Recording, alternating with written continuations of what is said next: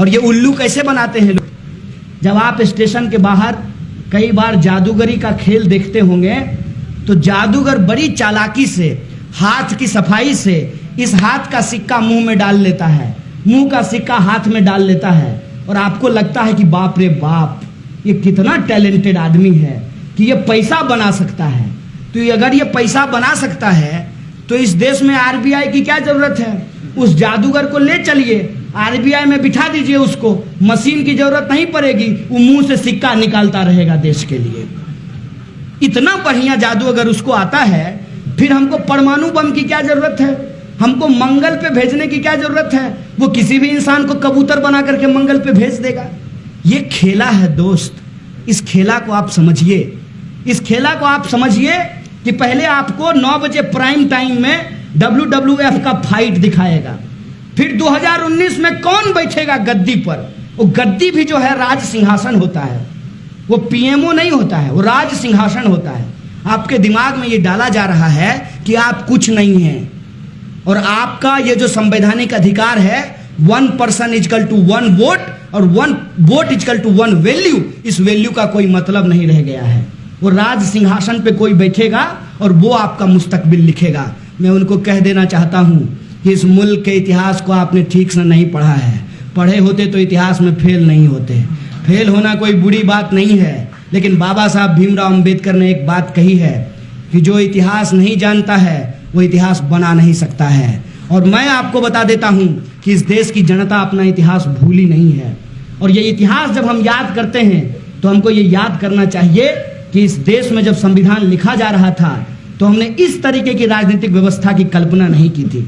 जिस तरीके की राजनीतिक व्यवस्था अलग अलग तरीके से हमारे दिमाग में भरने की कोशिश की जा रही है, हर जगह आपको वो युग्म दिखाई देगा। हिंदू, मुसलमान, दलित, ब्राह्मण, राहुल गांधी, मोदी जी, हर जगह आपको वो युग्म दिखाई देगा। फेयर एंड लवली लीजिएगा कि नहीं लीजिएगा, आपको बार बार सुनाया जाएगा कि आप फेयर एंड लवली लगा लीजिए, आपका मुंह गोरा हो जाएगा।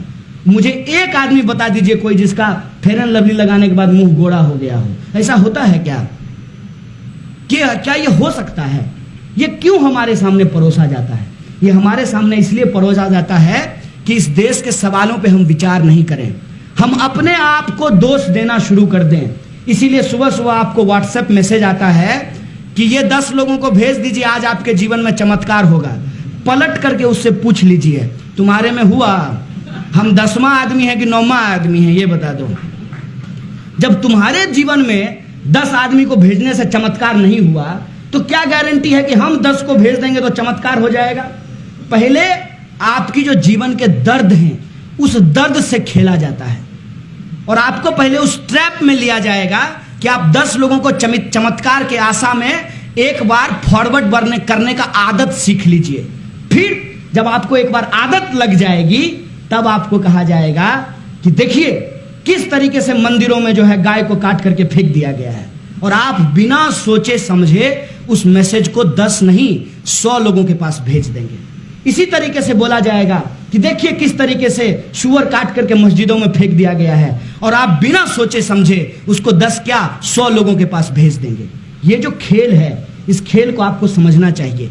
और इंसान होने के चलते 1 मिनट सोच करके देखिए, रात को जो टीवी पे प्रचार आता है कि लक्ष्मी धन वर्षा खरीद लीजिए, ये यंत्र खरीदने से आपकी गरीबी मिट जाएगी, तो उससे पूछना चाहिए बेचने वाले से, रे दोस्त जब तुम्हारे पास ये यंत्र था तो तुमको 2-2 हजार रुपए में बेचने की क्या जरूरत पड़ी?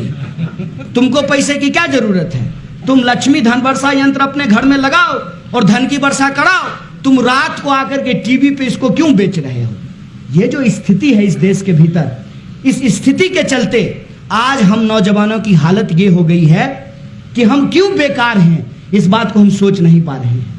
इस देश में क्यों हिंदू मुसलमान किया जा रहा है, इस बात को हम सोच नहीं पा रहे हैं। इस देश में क्यों मंदिर मस्जिद किया जा रहा है, इस बात को हम सोच नहीं पा रहे हैं। और हमारे रोंगटे नहीं खड़े होते हैं इस बात को सोच करके कि इस देश में पहली बार दिन दहाड़े दिल्ली की सड़कों पर पार्लियामेंट के ठीक बगल में संविधान की कॉपी जलाई गई, बाबा साहब भीमराव अंबेडकर मुर्दाबाद के नारे लगाए गए, और खुलेआम भाजपा के बड़े बड़े नेताओं ने कहा कि हम संविधान को हटा करके मनुस्मृति को लागू करेंगे। और आज सूचना की स्थिति ये है, सूचना क्रांति हो जाने के बाद भी, कि लोगों के पास सही सूचना नहीं है। मनुस्मृति को लेकर के लोग समझते हैं कि मनुस्मृति कोई धार्मिक ग्रंथ है, जबकि मनुस्मृति का धर्म से कोई लेना देना नहीं है। समाज के भीतर जो जात पात है, उस जात पात को कैसे बना करके रखा जाए, इसीलिए मनुस्मृति लिखी गई है। और मनुस्मृति में साफ साफ लिखा गया है कि इस देश में जिनको हम दलित कहते हैं, मनुस्मृति में उनको शूद्र कहा गया है। शूद्र और महिलाओं का काम सिर्फ और सिर्फ सेवा करने का है, ये साफ साफ लिखा गया है। उनका काम है कि वो बाकी समाज के जो लोग हैं उनका सेवा करें। और वह जो सीढ़ी नुमा व्यवस्था है, उस व्यवस्था में कहा गया है कि सबसे ऊपर ब्राह्मण होंगे, सारा ज्ञान जो है वो ब्राह्मणों के पास होगा, सारा अधिकार ब्राह्मणों के पास होगा, बाकी सभी जातियों का काम है कि वो ब्राह्मणों की सेवा करें। ये मनुस्मृति में लिखा हुआ है। ये मनुस्मृति साफ साफ इस देश के जो मुट्ठी भर अमीर हैं, जो मुट्ठी भर तथाकथित ब्राह्मण जो अपने आप को उच्च जाति के समझते हैं, उनके अलावे तमाम जातियों और तमाम धर्मों के खिलाफ, महिलाओं के खिलाफ है ये मनुस्मृति। इस बात को लोग समझने के लिए तैयार नहीं है। लोग ये बात नहीं समझते हैं कि प्रधानमंत्री जो किताब लिखे हैं, आई डोंट नो वो लिखे हैं कि नहीं लिखे हैं, डिग्री वाली बात तो आज तक बताए नहीं, तो किताब भी लिखे हैं कि नहीं लिखे हैं कौन जानता है, लेकिन लोग कहते हैं कि उन्हीं की किताब है। उस किताब में उन्होंने लिखा है कि जो कचरा साफ करने का काम है, उससे आध्यात्मिक सुख मिलता है। ये बात वो कहाँ से बोलते हैं?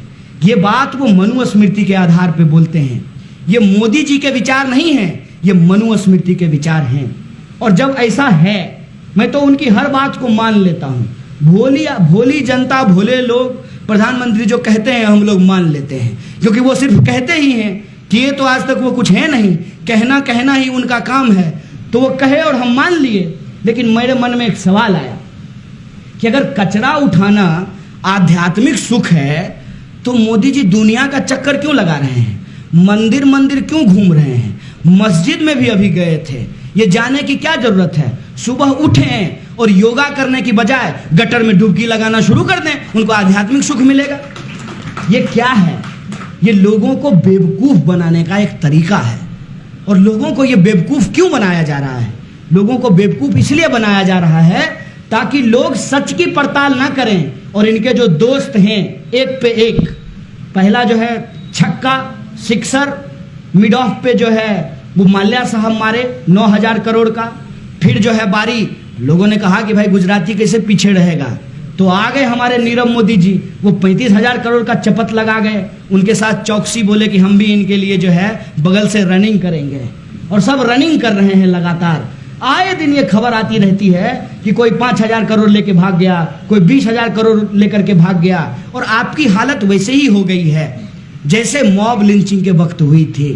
अब कोई खबर आता है तो आप उसको अपने मोबाइल पे स्क्रॉल करके आगे बढ़ जाते हैं, अखबार के पन्ने पलट करके आप आगे बढ़ जाते हैं, और आपके रोंगटे खड़े नहीं होते हैं कि गाय के नाम पे एक इंसान को मार दिया गया है। आपके रोंगटे खड़े नहीं होते हैं कि आपका पैसा लूट करके ये लोग भाग रहे हैं और इन लुटेरों को प्रधानमंत्री भगा रहे हैं। ये बात आप सोच नहीं पाते हैं।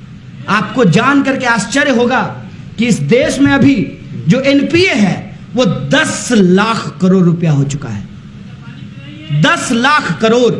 और 10 लाख करोड़ का मतलब यह है कि बहुत सारे बैंक जो हैं, बहुत सारे बैंकों को यह मालूम नहीं है कि उनके सारे के सारे कस्टमर यदि उनके बैंक के बाहर लाइन लगा दें तो वो बैंक दिवालिया घोषित हो जाएंगे।